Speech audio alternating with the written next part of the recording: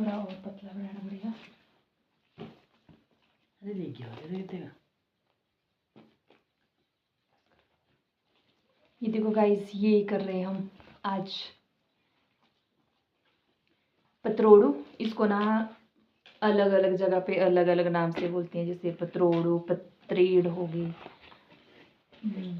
अपने अपने हमारे यहाँ पे पतरोड़ू बोलते हैं इसको।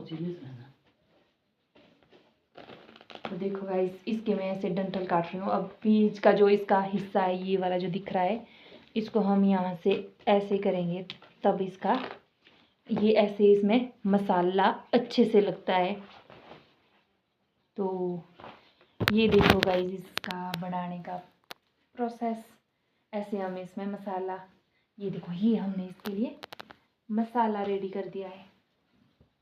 मम्मी लग गए हैं और मैं इसको छांट रही हूँ।